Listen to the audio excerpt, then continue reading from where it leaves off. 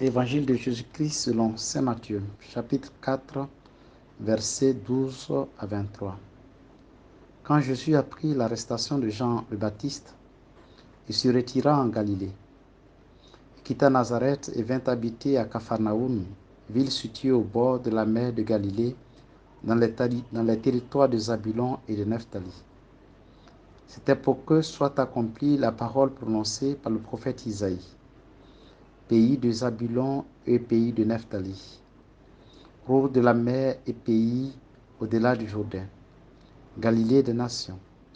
Le peuple qui habitait dans les ténèbres a vu une grande lumière, et ceux qui habitaient dans le pays de l'ombre de la mort, une lumière s'est levée. À partir de ce moment, Jésus commença à proclamer: Convertissez-vous, car le royaume des cieux est tout proche.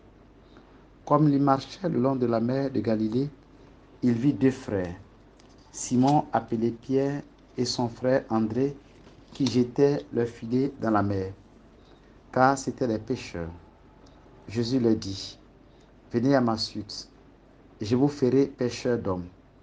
Aussitôt, laissant leurs filets, ils le suivirent. De là, il avança et vit deux autres frères, Jacques, fils de Zébédée, et son frère Jean, qui étaient dans la barque avec leur père, en train de réparer leurs filets. Il les appela. Aussitôt, laissant la barque et leur père, il le suivit. Jésus parcourait toute la Galilée.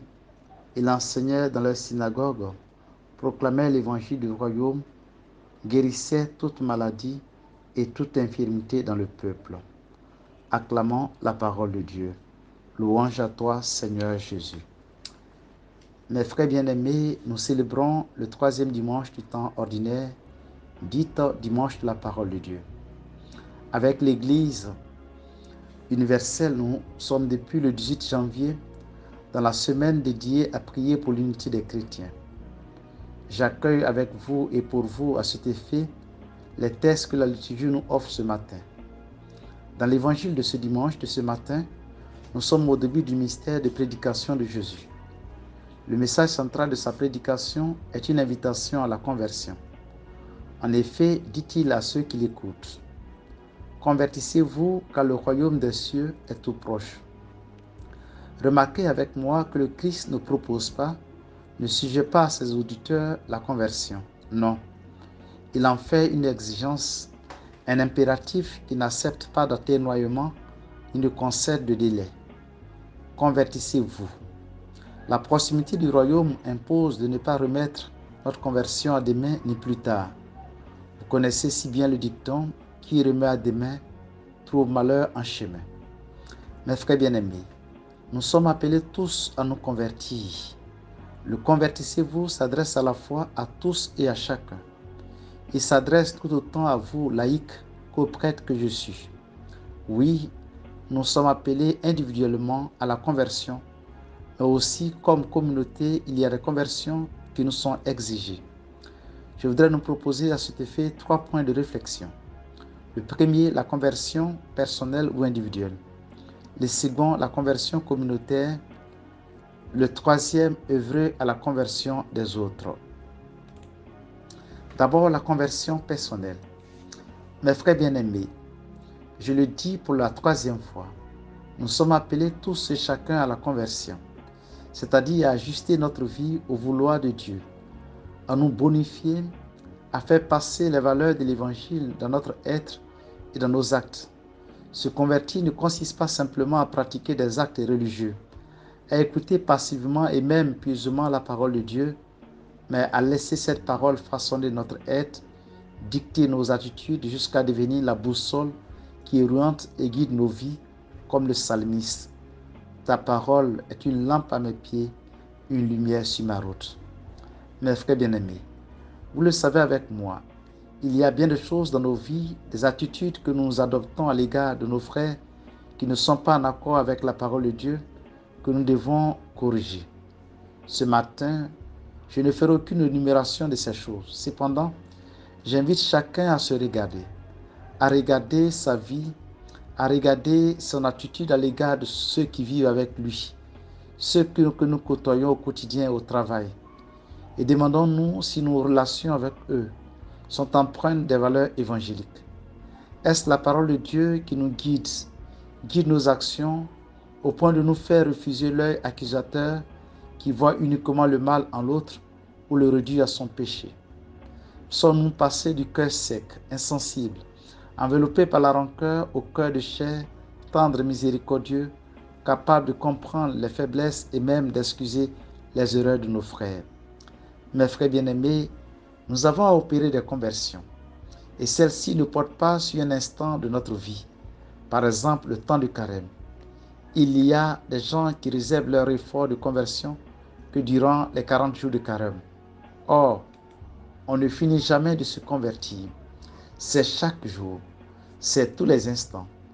Récemment, j'ai été surpris d'entendre un confrère lors de sa prédication dire que la conversion ne s'achève que 15 minutes après la mort.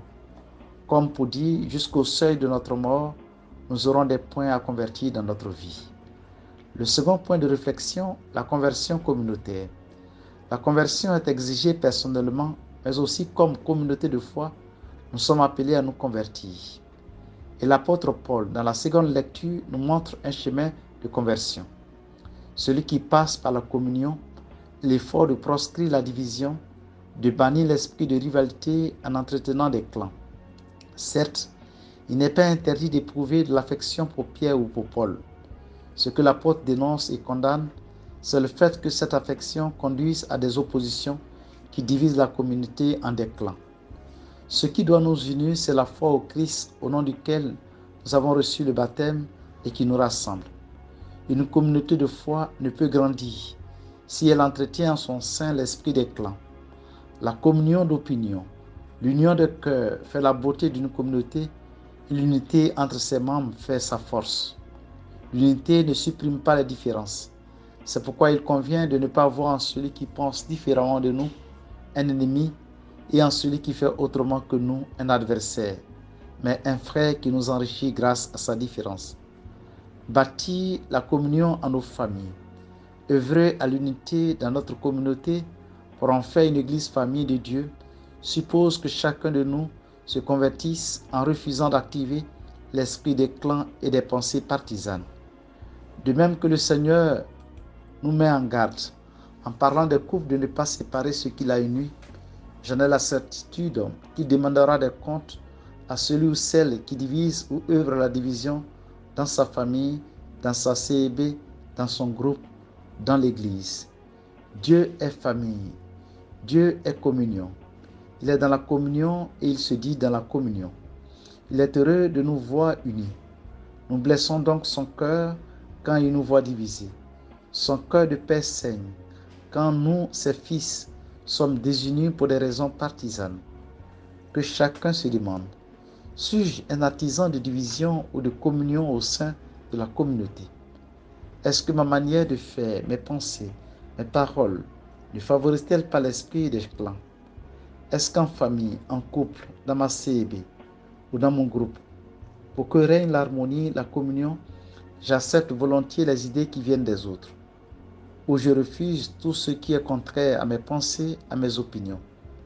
Est-ce que je me laisse enrichir par ce que l'autre m'apporte en étant différent de moi?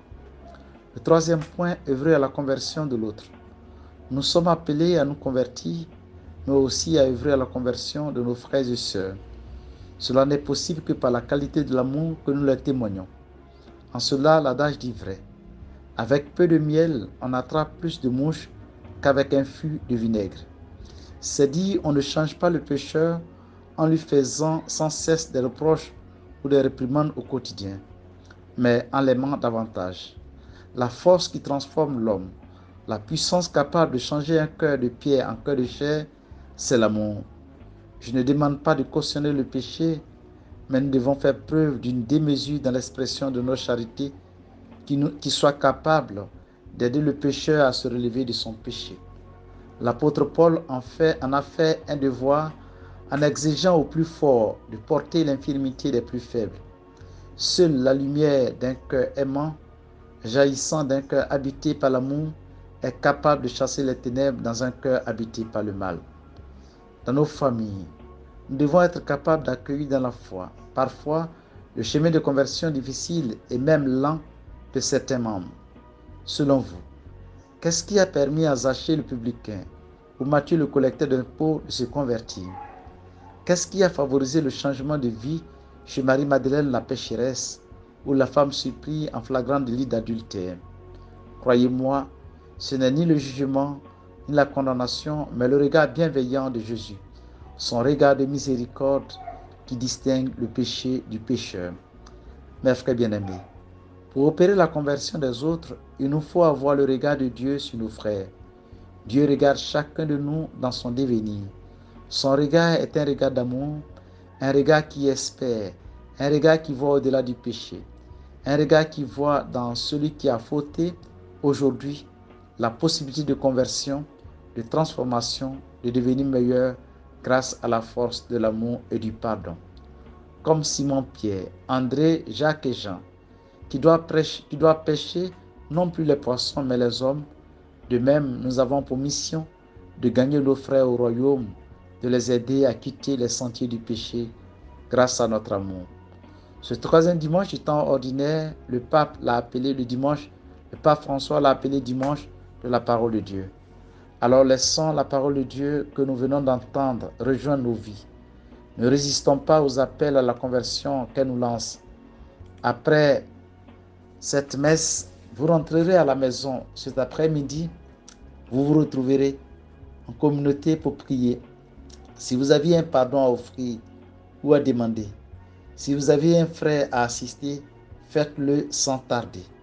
S'il y a une réconciliation entre membres de la même famille, avec la belle famille, la belle-mère ou avec quiconque, entamez cela aujourd'hui.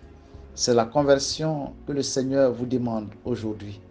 Puisse l'Esprit Saint, par l'intercession de la Vierge Marie, nous aider sur le chemin de conversion, de transformation de notre cœur pour le bonheur de nos familles et de nos communautés respectives.